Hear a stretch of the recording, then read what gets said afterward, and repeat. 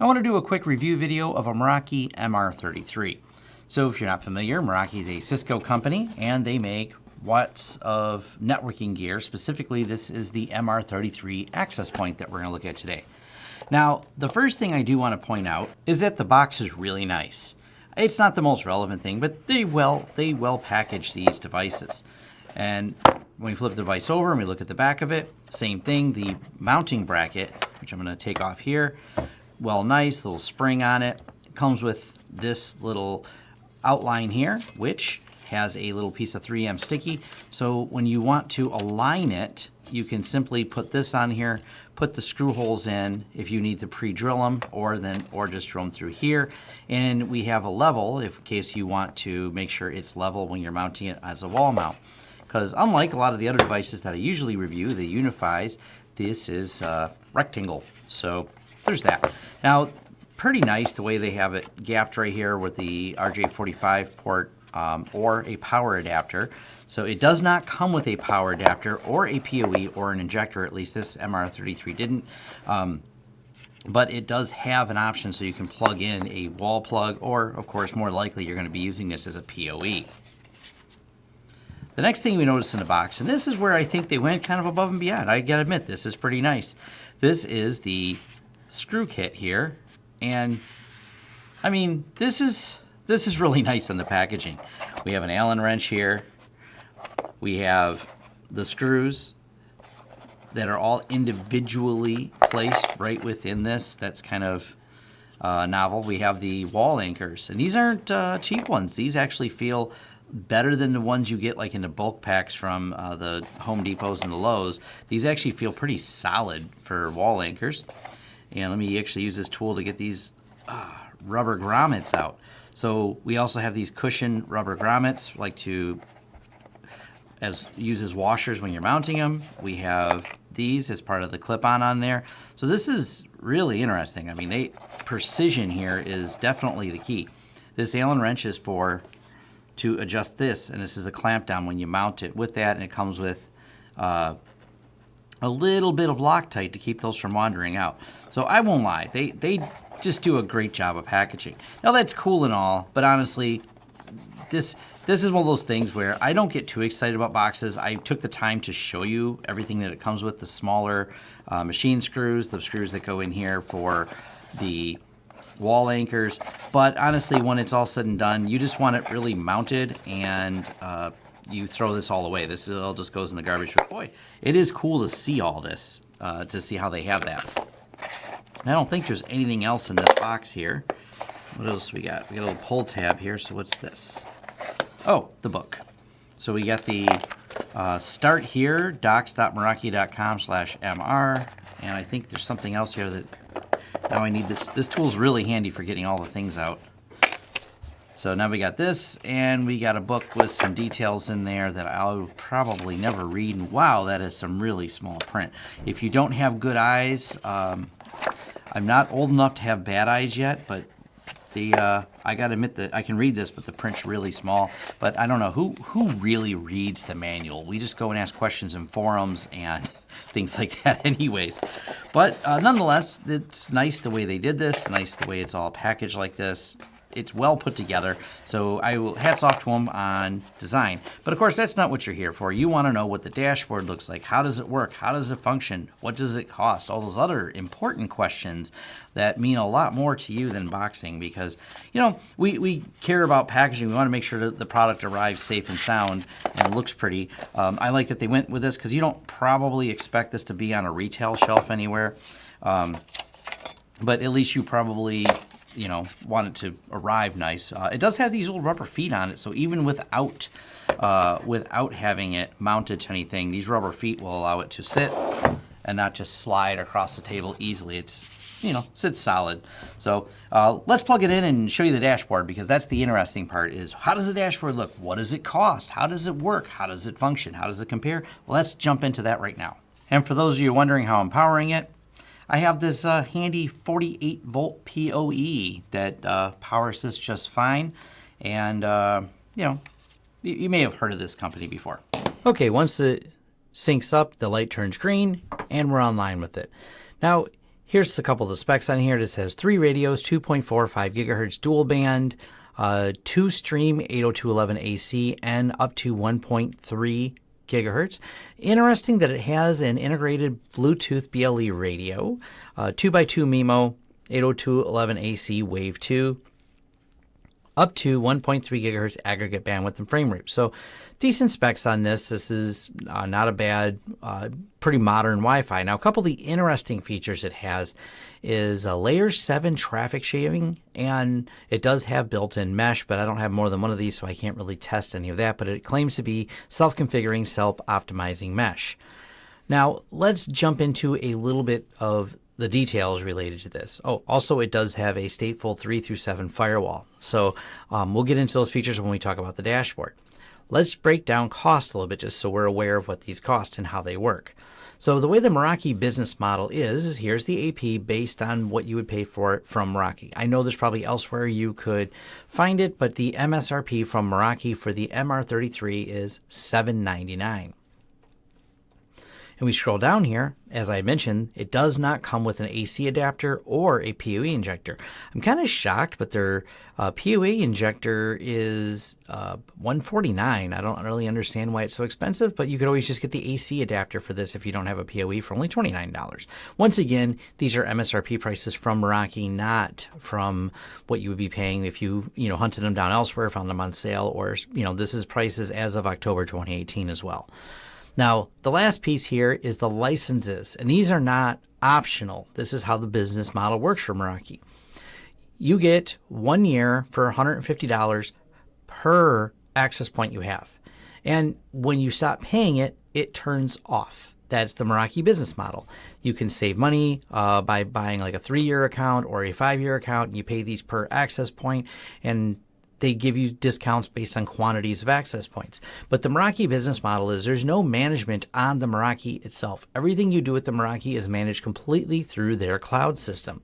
And the minute you stop paying the bill is the same minute that it stops working. So that's one of the important distinctions with Meraki compared to some of the other ones. They don't have a local controller. They don't have a local interface. They don't have a separate feature set that you're paying for optionally. You either pay for the Meraki in total or it turns off. So you always have to pay.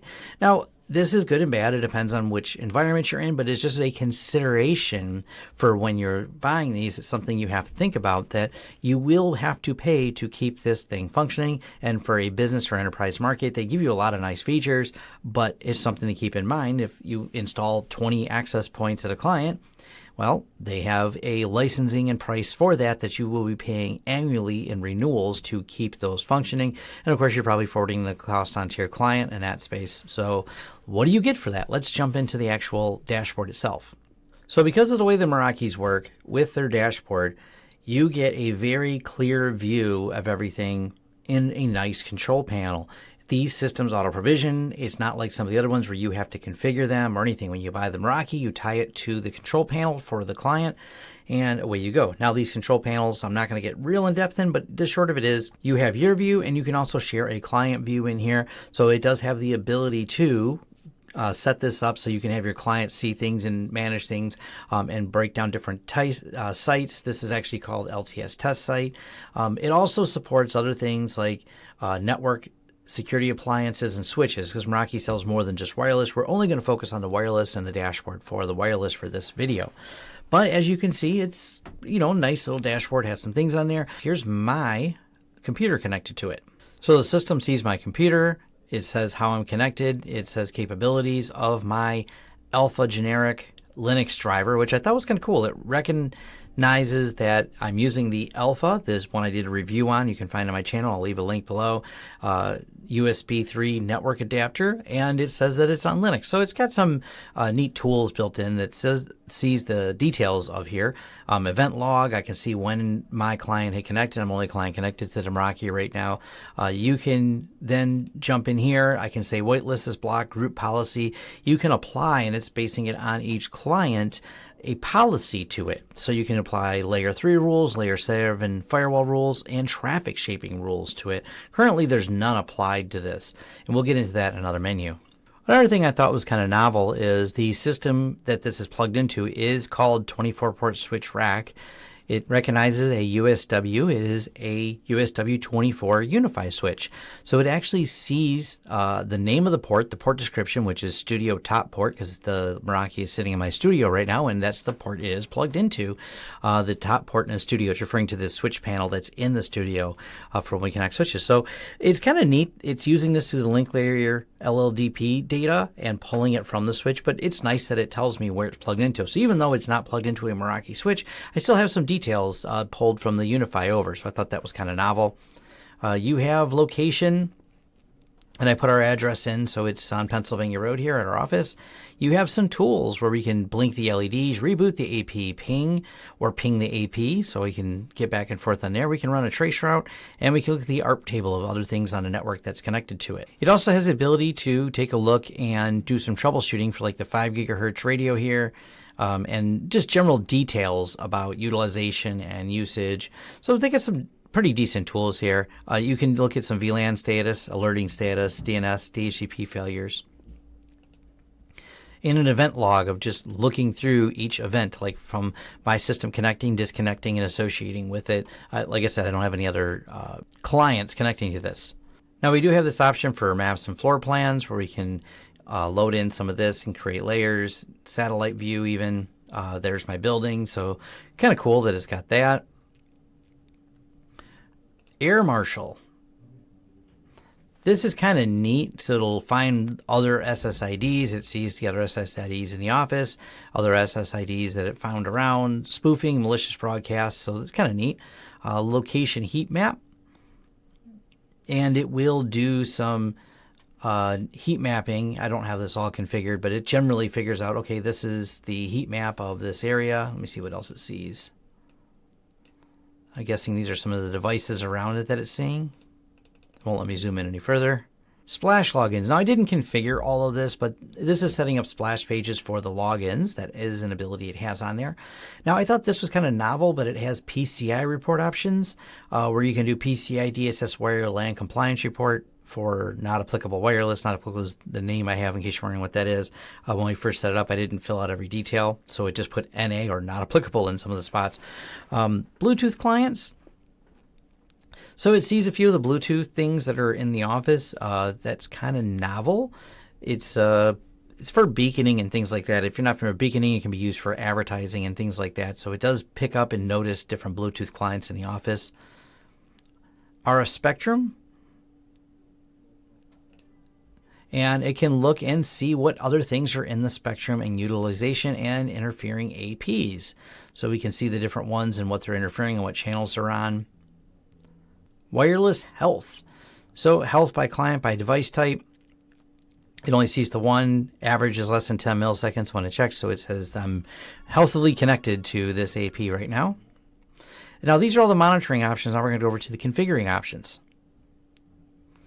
So this is kind of neat. It's showing me 4, and I only have 1 configured SSIDs, but you say show all my SSIDs. You have the potential to configure up to 15 SSIDs, and of course they support a variety of functions. Now, if you notice here, and it's kind of small, but it says Meraki DHCP, you can configure these instead of as it bridging to your LAN, it has its own DHCP server built in, so it then can create its own networking per SSID. So you can create a series of different subnets, and then there's options to create rules in between here. So certain ones can have splash pages, certain ones can have other features, edit the settings, and you can kind of see going on from here. We can enable the SSID, reconfigure it, and go from there. So it's kind of cool. And then you just configure every little options. What's the sign-on method? And there's a lot of different sign-on methods that it supports. Access control. Now, this is kind of cool too, because this goes back to some of the sign-on pages when you want a splash page. So do you want non-direct access, which we chose, which we're just saying use a pre-shared key, but it does have options for click-through. So users must view and acknowledge your splash page before being allowed on a network. Great if you want a guest network. This is all built into and included with their dashboard. Sign on for Meraki authentication. Sign on with SMS authentication. So I thought this was kind of cool. So users enter a mobile phone number and receive an authorization code via SMS. After a trial period 25 texts, you'll need to connect with your Twilio account for network-wide settings. So they give you the first 25 texts, and then you have to connect to an account to do it. So it's actually not included completely in the dashboard. It does have Cisco Identity Services. System Manager enrollment, only device with System Manager can use this network, or billing or paid access. And it has options. I'm not going to go into detail, but they have options for tying billing systems in with Meraki. Now, this is all being adjusted on a per SSID basis, just so you know up here. Now, this is NAT mode with Meraki, bridge mode, which is what we have, so we want to bridge so it's on our same network. But then you have other options like layer 3 roaming. Clients receive DHCP leases from LAN, but use static IPs in bridge mode. So you get a couple different options. You can also VPN tunnel across here, which I thought was kind of cool, and use the concentrator. You do have VLANs, VLAN tagging that can go on there. Now, the content filtering is kind of cool too. It's only in NAT mode, but when you put it in NAT mode, it does have its own content filtering and firewall options. So you can start doing other filtering options when you have it. So if you want to use this as a guest portal, you would turn those features on, and you could say just block these things, social networks, or block other features in the content filtering. So it's kind of novel that they have the ability to do that. Firewall and traffic shaping. So you are able to add layer 3 firewall rules in here, and layer 2 if you want. So if it's in isolation, you can actually use this, like I said, as a firewall. It also has layer 7, so you can actually say like gaming, news, blogging, and then all news, or you want to block certain ones. They have a couple named places, TechCrunch, MSN, Gizmodo, Fox News. And then you can choose the action of what you want on here. So the policy is deny news, deny all news, or just deny a single news outlet. Now, because you're doing all of this in Meraki's cloud dashboard, pushing it down, I will make the assumption that the Meraki system keeps this fairly up to date. When you're doing all these policies, and for some of the layer 7 routing, that it's going to be constantly, because this is a problem that you may run into, is if you get a device that doesn't receive constant feed updates, that's something you generally have to pay for with most firewalls, because if you don't get those feed updates, you don't get all the rules you need passed through, so things become outdated, things become irrelevant.